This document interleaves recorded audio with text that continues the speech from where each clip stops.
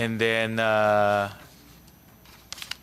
March of 2019, December of 2019, may mga nakatayo na, nagko-construct. And then February of 2020, hindi pa ito nag-ECQ.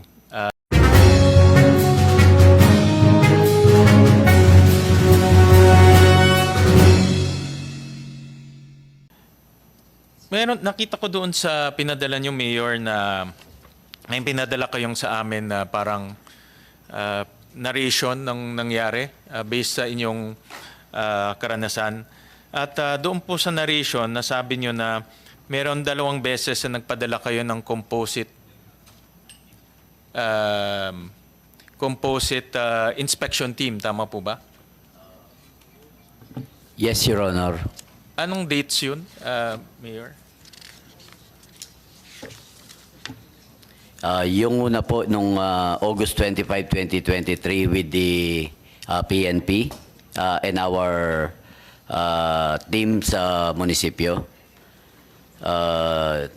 Yung pangalawa po nung May 3, 2024 with our team and the BFP, Your Honor. Sen. Sherwin, if I may interject, kasi parang may timeline na rin na nakikita tayo. I'd just like to ask a question, Mayor, tungkol sa 2019. Well, Mayor po kayo mula 2019, hindi po ba? Yes po. Okay po. Tapos nag-groundbreaking po yung Phase 3 ng Lucky South 99 noong 2021. Tama po? Groundbreaking ng Phase 3 noong 2021. Hindi ko po alam kasi hindi po kami nasabihan ng groundbreaking kung may groundbreaking man sila. Pero yun po yung... May photo po ng groundbreaking, and kung hindi po ako nagkakamali, nandun po kayo ng groundbreaking. Ang gusto ko po itanong, noong 2021 kasi, nasa ilalim po tayo ng ECQ. So, bakit po napayagan yung groundbreaking? Your Honor, hindi ko, kung makita ko po siguro yung picture as far as my recollection, wala po akong alam na pumunta po ako sa groundbreaking sa kanila. Pero may, Ewan ko lang po pero may pinayagan po ba kayong groundbreaking noong 2021 ng Phase 3? Wala po akong matandaan, Your Honor. Itanong ko na lang po sa inyo ulit, baka mamaya ng konti. Sige po. Salamat, Mayor. Salamat, Sen. Sherwin. Thank you po. In line with that, dahil na buksan ng ating chairman yung pandemic at na-mention rin to ni Dr. Casio, may papakita ho kaming... This one. Okay yung video natin. Yeah, just this one na lang. Just this one. Yung mga buildings doon, nag-umpisa... can you show it? Ito? Can you show it? Oo. Hindi. Ito.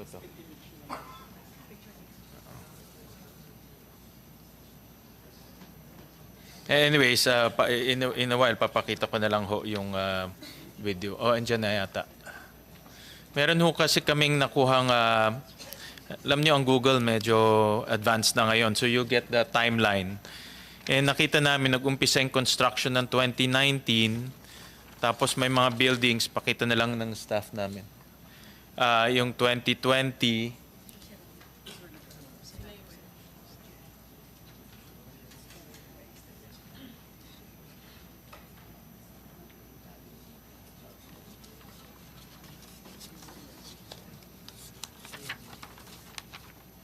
in 2019.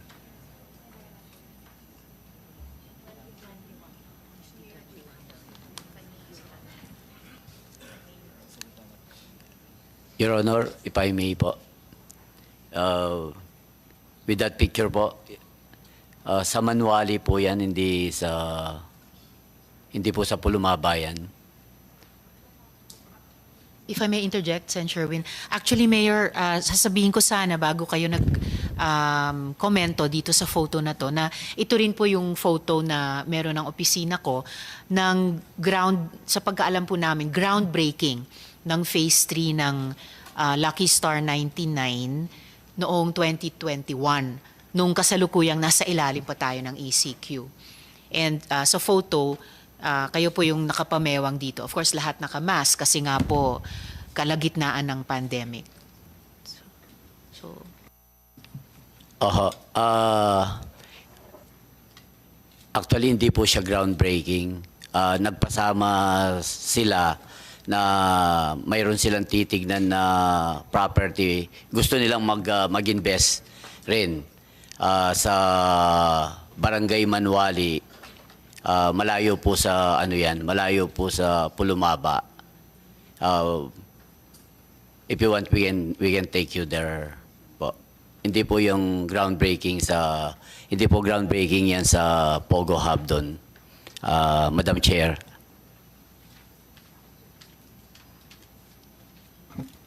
pero Mayor, sina Kasilin po yan, di po ba? Yung nakatalikod. Yes, Your Honor. Okay, salamat po.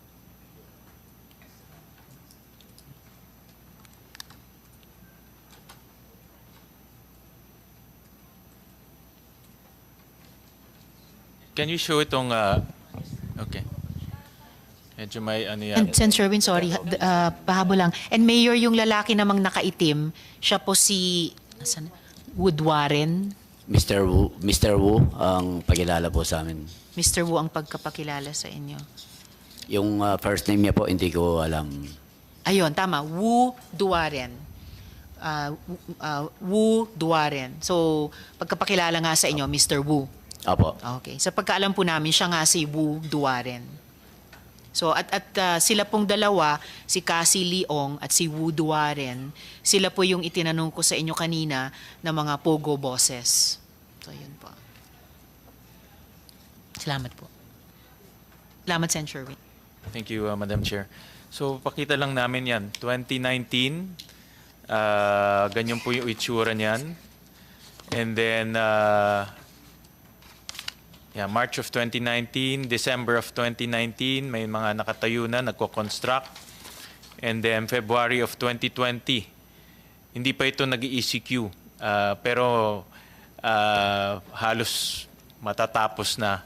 And then the next nakuha namin time lapse is October of 2021. Tapos na pati yung phase 3. So in other words, patapos na. So in other words, from February of 2020, nag-March kasi yung lockdown eh. March yung lockdown. Tapos on and off tayo, kung matatandaan nyo, on and off tayo. 2021, nasa ECQ pa rin, limited ang construction. But in this particular case, nakita rin namin na even during the pandemic, tuloy-tuloy yung construction nila. Actually, the same rin yan nakita namin sa Bamban. We showed you the time lapse. So, in other words, Mayor, alam niyo ba na nagko-construct sila during the pandemic time o pinayagan niyo sila mag-construct during the pandemic time? During pandemic po, dahil napaka-busy natin lahat sa pagsiserve po sa ating mga kababayan, affected. Lahat naman po tayo affected by the pandemic. Honestly, hindi na po kami nakakapunta. Ang location po, ang geographic location po ng Pulumaba, hindi ka talaga dadaan ng Porac. Angeles po ang magiging daan mo, Mr. Chair. Kaya kung di mo pagsasadya ng Angeles, hindi ka talaga makakapunta sa area. Wala pong daan yan from Porac going to that area. And up to now, ganun po ang sitwasyon dyan po. Pero siyempre humihingi sila sa inyo ng permit, lalo na yung barangay siguro. Kung sinasabi niyo hindi niyo namalayan, sigurado ako yung barangay mamamalayan yan. Dahil barangay captain yun eh. Ang barangay po kasi ng Pulumaba is a dissolved barangay. Wala pong nakakasakop na barangay dyan. Dissolved barangay. Wala pong nakakasakop na barangay dyan. Kaya talagang ibang klase po talaga ang Pogo po sa Pulumaba. Wala siyang barangay. Ang entry-exit niya po sa Angeles. Wala kaming entry-exit sa Porac. Kaya ang totoo, yung mga kababayan ko, hindi man sila aware dyan. Kaya yung construction po nung pandemic, talagang naitago rin po sa amin, Mr. Chair. Sinasabi niyo, Mayor, paki-flash nga ulit, walang barangay na nakakasakop dyan? Walang punong barangay na Walang punong barangay po na nakakasakop dyan. dyan sa lugar na yan? Opo, Mr. Chair, wala po. Parang kakaiba yan. Parang ngayon lang ako nakakita sa buong Pilipinas na may lugar na walang barangay jurisdiction. Opo. Actually, yung income din nila sa province, naka-hold dahil wala po silang mabigyan ng share. Wala doon sa quarry po. May quarry po kasi dyan sa Pulumaba. Naka-hold yung quarry shares nila dahil hindi nila alam din kung kanino barangay nila po ibibigay. Extraordinary po ang situation dyan dahil porak nga po siya. We admit it's on our territorial jurisdiction. Pero yung geographic location po niya, kakaiba talaga. Dahil pagsasadyain mo po siya, ang entry-exit mo, Angeles, walang entry-exit po ng Porac. Pero more Mr. so, Chair. akong tatanungin, Mayor, more so na dapat tayo maging mas alerto at alisto dyan sa area dahil wala ka ng kapitan, hindi mo pa makita, nabigyan ng building permit. Diba? Parang kung akong tatanungin, dapat mas mapagmasid tayo dyan sa areang yan. Mas alerto tayo sa mga nangyayari dyan. Yung opinion ko yun dahil alam naman natin na meron tayong in-issue na business permit, meron tayong in-issue na building permit. Alam natin na 47 buildings ang itatayo. At alam rin natin na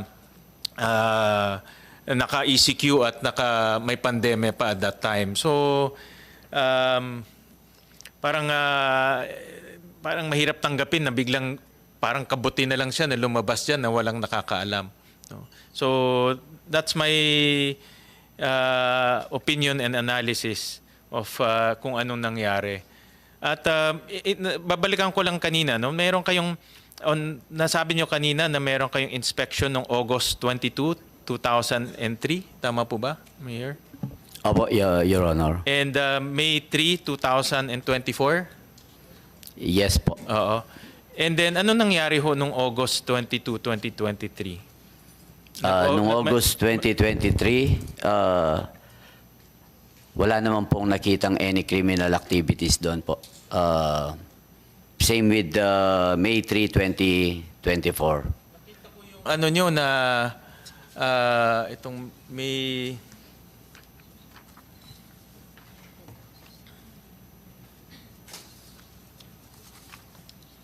Meron kayong in-issue na office order, no? And, Tama po. Na para mo mag-inspect, ito yung August 22, 2023. And joint inspection team of all barangays. Tama po ba? Tama po. Kasi isang page lang to, no? So, meron kayong composite team na pumunta doon?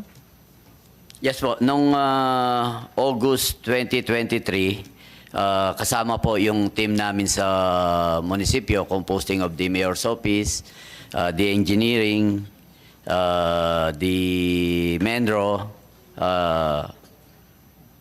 at kasama rin po ang PNP ng Porac. So may kasamang PNP doon? Kasama po, nandyan po sa picture Okay. And namin. anong objective nitong inspection team?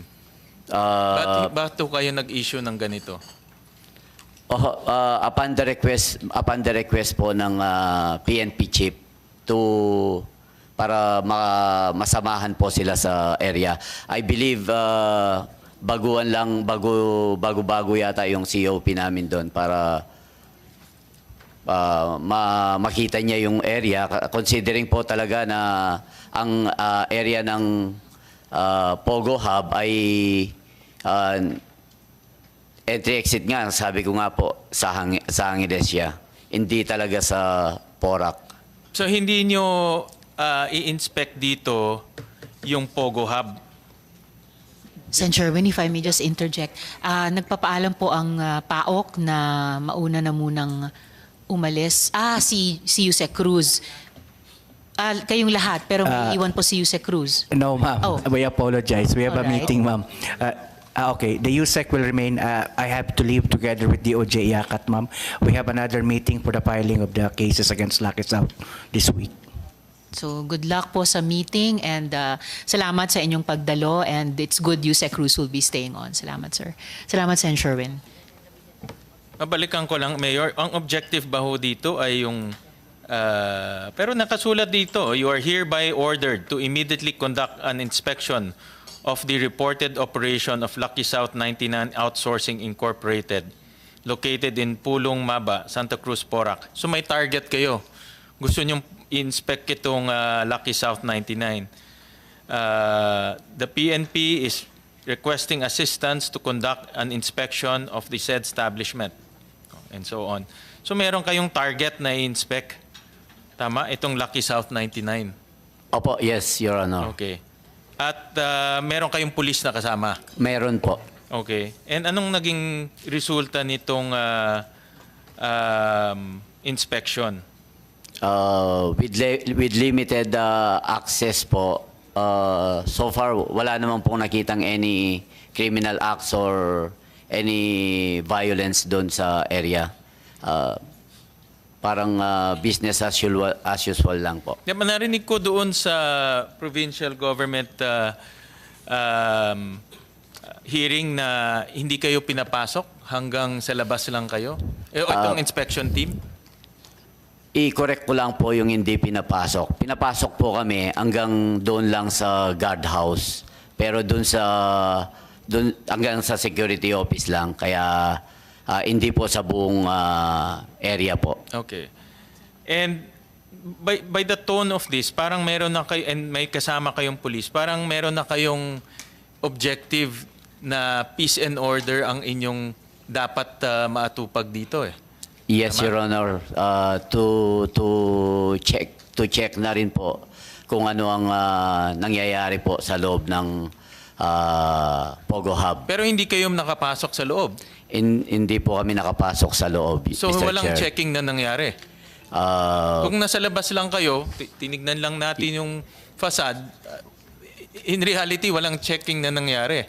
Ganun po yung nangyari dahil hindi po tayo pinapasok talaga sa buong area. Hindi ba kayo nagkaroon ng duda bakit hindi kayo pinapapasok? Siguro po, akala ho namin nangyayari talaga na that's a private property na madalas. Kasi parang ang tono may objective kayo. No? I-inspectionin ho namin ang Lucky South 99. Sinama nyo yung police. No? Yes, Pero Your Honor. ang inspection hanggang labas lang. Sen. Walang tunay na Sherwin, inspection. Yeah. pwede pong magdugtong sa tanong. Mayor, kasama niyo po ba sa inspection na to si dating Chief of Police Colonel Guardaya? Kasama ho namin noong August 25, 2023. Your Honor. By any chance po yung inspection sa August 2023 na kasama si Colonel Guardaya ay siya po yung humiling nito sa inyo na inyong gawin? Yes, Your Honor. Ano po yung mga dahilan niya ba't siya humingi sa inyo bilang mayor na inspection ninyo yung Lucky South 99? Honestly, alam ko po noon dahil bago-bago lang siya to inspect siguro yung area of responsibility niya. Nakasama po yan. Kaya she requested the inspection. So parang just to establish a baseline or wala ba siyang concerns at or maaring natanggap na mga ulat na dapat ninyong i-check as a composite team? Kung hindi po ako nagkakamali, kasama rin yan doon sa yun nga po, 'di ba, may mga na-dump na mga kaya siguro nag-ocular na rin doon. Nauna na po yung dumping nung Yeah. siyang na tao. Talaga pong hindi lamang siguro para ma-familiarize sila Yes. dun sa area, pero talagang magre-raise ng concern po yung ganyang klaseng karahasan. Opo, kung di ako nagkakamali. At Mayor, kahit pagkatapos nung may siyam na na-dump na tao, tas humiling si Colonel Guardaya na inspection ninyo yung Lucky South 99. Kahit kanina sabi ni Colonel Guardaya, hindi naman taga Lucky South 99, yung Siam. Pero pambihirang klaseng karahasan yun eh. Kahit ganun po yung naunang nangyari, hindi po nag-insist yung composite team nyo na papasukin kayo. Kahit pa po private property yun. Kung may issue po ng ganyang klaseng karahasan, may may mandato ang local government unit at ang local chief executive na makalampas sa security office. Opo, limited access lang po ang ibinigay sa aming team, Your Honor. Yun na nga po, Mayor, yung parang hindi acceptable na nilimitahan nila kayo, considering kayo po yung local chief executive. Opo, I believe pag mag-aalugog na po siguro, search warrant na po siguro ang kailangan nun. Salamat, Sorry. Sen. Sherwin. Yeah. Thank you, Madam Chair. Nakita ko kasi intention nitong composite team. Meron kayong BPLO, may zoning officer, may sanidad, may mayor's office representative, at may PNP. Actually, ginagawa ho talaga yan ng mga LGUs. Kahit ako, ginagawa ko ho yan nung mayor ako. Dahil ang police, by its own, hindi pwedeng pumasok. Kakasuhan ho talaga sila. Pero ang pwede lang makapasok is LGU.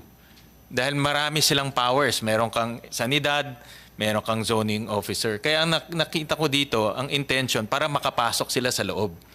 Kasama yung police. Yes, Your Honor, pero talagang limited access lang po ang ibinigay Correct. nila. Ang pinagtataka namin ni Senator Risa is bakit hindi nyo in-insist? Andiyan yung intention eh. Bakit hindi nyo ho in-insist? Opo, Dahil meron na kayong, parang sa tono ho nito, may target tayo, Lucky South 99. May PNP tayo kasama. Composite team para makapasok hanggang loob. Nandyan na ho lahat. Bakit ho tayo biglang parang hindi ho natin tinuloy yun? Oo, kung nag-insist po yung team, baka kami naman po ang kasuhan. Meron bang, nung umatras na ho itong team na ito, I'm sure rineport ho sa inyo, tama po ba? Yes, Your Honor. Anong ginawa nyo pagkasunod? Dahil wala naman pong report na any criminality na nakita doon, kaya wala naman po kaming wala naman na-report sila na any violence nga. Pero may kasama kayong PNP eh. 'Di ba ho, kung ang intention nyo hindi ho peace and order, hindi ho kayo magpapadala ng PNP. 'Di ba, may intention kayong meron ho kayong objective eh. No, kaya may PNP ho kasama. 'Di ba? Opo, kasi sila po yung nag-request nung pagpunta po doon. Kaya kasama namin sila. Meron ba ho kayong pagtapos ho niyan, meron ba ho kayong i-report, let's say, sa police na hindi ho kayo pinapasok, hanggang labas lang ho kayo? Wala, kasi para sa akin, walang inspection na nangyari. Ang nakasulat ho dito, conduct an inspection of the reported operation of Lucky South 99 outsourcing. Di ba ho, pag nasa labas lang, you don't conduct an inspection. Let alone, you don't see the operation. Yun po ang nangyari talaga na hindi kami pinapasok. Kaya wala po kami sigurong na-report dahil wala naman nakita na crime, Your Honor. Wala talaga makikita na crime kung nasa labas, di ba, Mayor? Kung nasa labas ka ho, hindi niyo talaga makikita yung crime. Yun lang ang nakikita ko ho dito. Walang inspection ho totoong nangyari. At ang tinatanong ko naman ngayon, alam niyo ho, narinig ko rin sa mga doon sa provincial government, pinanood ko ho to in dalawang hearing. Sinabi niyo na hindi kayo pinapasok kasi baka makasuhan kayo ng trespassing, etc. Ang in-insist niyo, hindi ho kayo pinapasok. Ang tanong ko ngayon, nung hindi kayo pinapasok, meron ba kayong ginawang mga action para malaman ho to ng otoridad na hindi kayo pinapasok?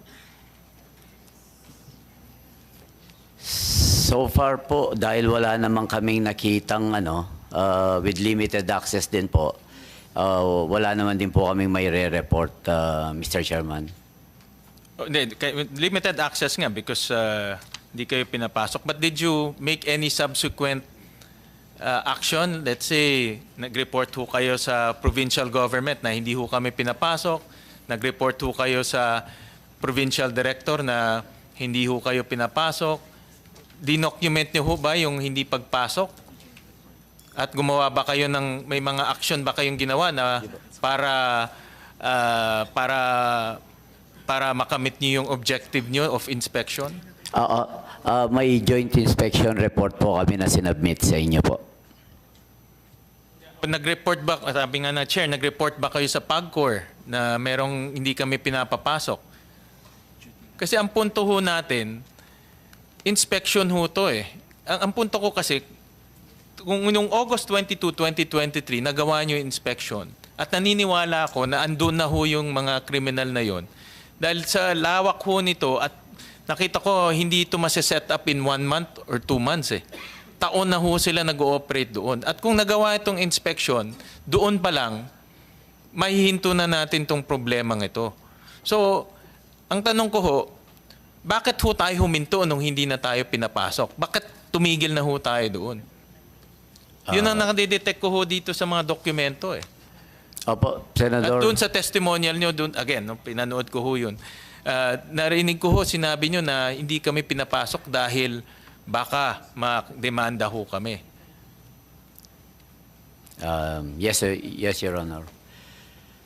So alam Pero nyo, hindi kayo... nandyan po sa joint inspection report namin yung nakita ng dun sa limited access po namin. Opo, kasama naman po namin ang police.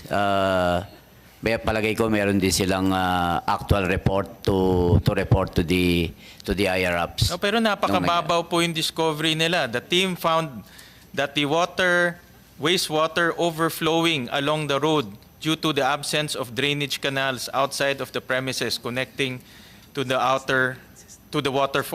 water outfall. So ito lang ho yung kanyang na-report. Sana ho nakita niya na merong human trafficking. Meron hong mga, sabi nga ni Yusek Gilbert, nakakalat ho doon yung torture equipment. No? Sana nakita ho natin yung prostitution. Ang nakita ho nila, walang outfall. Dahil nasa labas lang ho sila. Yeah. Maybe kailangan din namin ng search warrant po Hindi niyo ho para makapasok. Hindi niyo ho kailangan ng Mr. search Chair. warrant. Tsaka ho, yung sinasabi niyo kung bakit yung PAOK kailangan ng search warrant, ang LGU, kakailangan, mali ho yun. Ang simple answer, LGU kayo, sila hindi elected official. Kaya kailangan ho sila ng search warrant. Meron ho kayong visitation powers at inspection powers. At sang-ayon po ako kay Board Member Canlas. Sinabi niya kung mayor siya, makakapasok siya. At sasabihin ko sa inyo, nag-mayor po ako na 9 na taon, nagagawa rin ho namin yun. At ako, natatandaan ko, kung meron ayaw magpapasok, lalo ako nagdududa.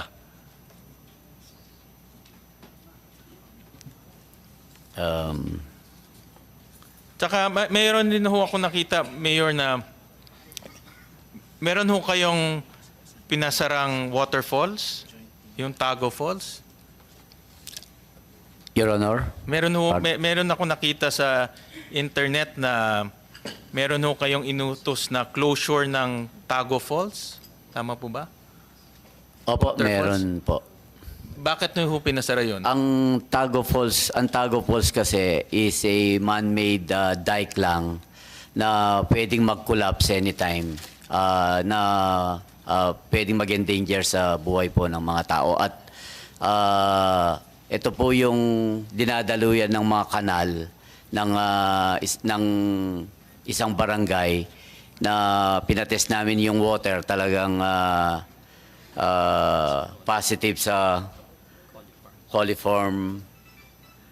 Kaya hindi po siya talaga fit na paliguan. Pinasara nyo? Pinasara nyo itong Tago Falls? Yes, Your Honor. At may natuwa ba? Nagalit ang tao? Natuwa po sila. Natuwa. Naiintindihan nila yung explanation namin na hindi po talaga pwedeng paliguan kasi it will endanger their life. Kaya nga nakita ko, Mayor, meron ho kayong political will magsara. No? Meron ho, nakita nyo na hindi maganda itong nangyayari sa Tago Falls. Balita ko, kilala ito sa lugar ho ninyo. Balita ko, nung unang sinara ho, marami nagalit, pero dahil sa kabutihan ng bayan, sinara nyo. Opo. Pero dito ho sa Lucky South 99, hindi kayo pinapasok. Hanggang labas lang kayo, nakita nyo lang yung drainage sa labas.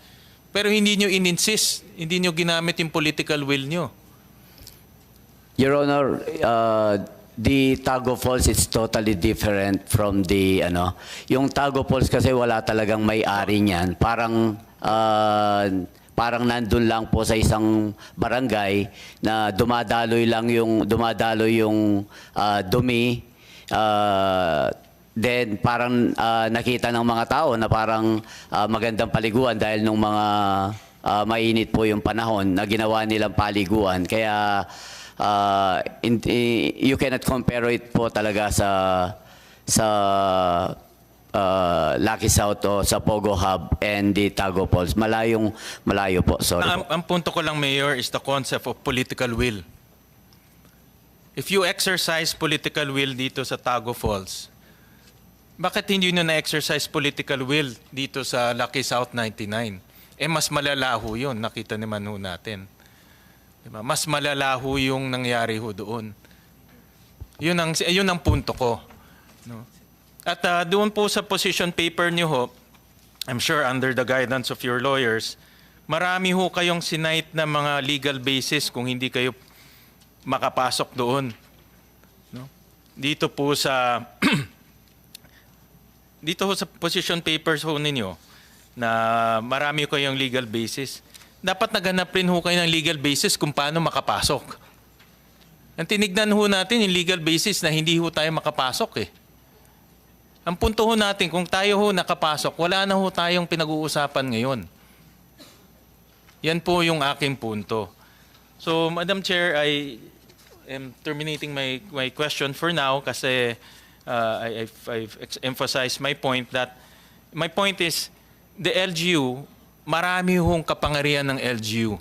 Malawak po yung kapangyarihan niya pagdating sa general welfare, lalo na peace and order. Malawak na malawak ho yan. At nakita ko, sana gagawin nyo na sana, pero hindi nyo tinuloy. At nagdududa ako, bakit hindi tinuloy? No, bakit hindi tinuloy? And then, nadagdagan na, kung bubuuin yung istorya, hindi tinuloy yung inspection, nakapagtayo during pandemic, yung BPO, yung pagbabayad ng buwis, hindi kompleto. 2019, 2020, 2021, hindi kompleto. Parang pag binuo mo yung larawan, parang matapang tayo sa ibang establishmento, pero pagdating dito, parang umurong ho tayo. Yun ang aking pananaw dito. Parang pagdating sa Lucky South 99, medyo malambot ho yung dating ho natin. Yun po yung aking pananaw. Personal ko ho yan, kaya pwede ho kayong mag-agree, pwede kayong hindi mag-agree, pero yan po yung aking pananaw. So, thank you. Thank you, Madam Chair. Thank you, Sen. Sherwin. Dugtungan ko rin lang, Mayor, yung tanong na iyon o yung puntong iyon bago natin i-suspend itong hearing, the resource persons. Kasi po dun sa ulat ng GMA Network, iniulat na sinabi ninyo that he did not receive any complaints from victims in the Pogo and emphasized that he would have asked for a search warrant to rescue them if only complaints were made. Kaya lang po nung March 2024, nag-raise na po ng red flags ang PNP. May kopya po kami dito, sulat ng Provincial Director, Police Colonel Basilio sa inyo, March 24, 2024.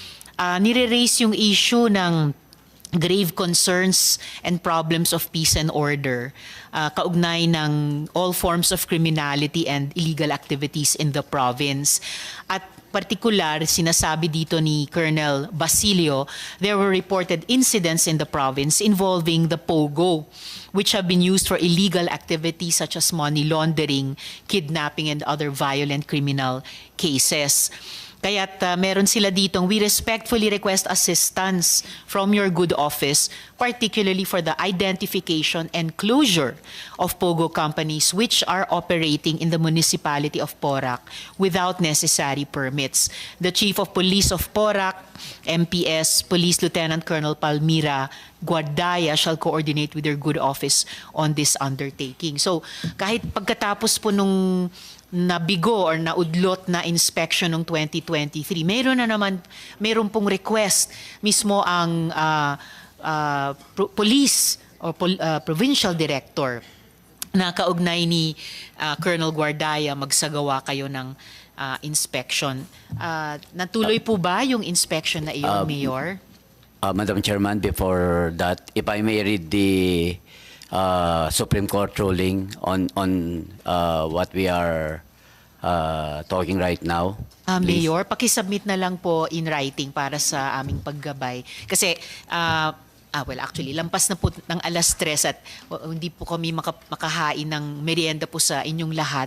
Kung maaari lamang po bago ako mag-suspend, at least yung sagot dito sa isang huling tanong ngayong hapon, kung natuloy na po yung inspection ng March 2024, base po sa sulat ni Police Provincial Director Basilio. Yes, Your Honor. Based on the letter of Provincial Director Levy Hope Basilio, that Colonel Palmyra will coordinate with us. Hindi po nakipag-coordinate sa amin si Colonel, pero nonetheless, tinuloy pa rin po namin yung aming joint inspection team. And same rin po ang nangyari. Doon lang sa guardhouse kami pinapasok. Limited access. So, again, Mayor, kinailangan kong makiisa dun sa pagkadismaya at hindi pagtanggap ni Sen. Sherwin. Ganun din po yung aking pananaw. Sa ganun lamang, kalimited din na pag-exercise ng mandate nyo at limitadong pagtugon sa hindi katanggap-tanggap na pagbawal, no, paghaharang ng Lucky South 99 sa inyong inspection. At kahit pa, nandun na po yung koordinasyon, hindi na lamang ng municipal police, pero ng provincial police. So, Opo, yes, Mayor, last quick Madam word Chair. kasi isususpend ko na po ito ngayong If araw. I may read nga po yung the Supreme Court decision, parang kamukhang-kamukha po ito nung ating nangyari sa amin. Hindi na po kailangan sa ngayon, Mayor. Pakisubmit na lamang po in writing iyon para sa aming paggabay. Pwede na lang po nating talakayin kung kinakailangan Opo. pa sa susunod na We'll submit po, Salamat Your Honor. po, Mayor. So,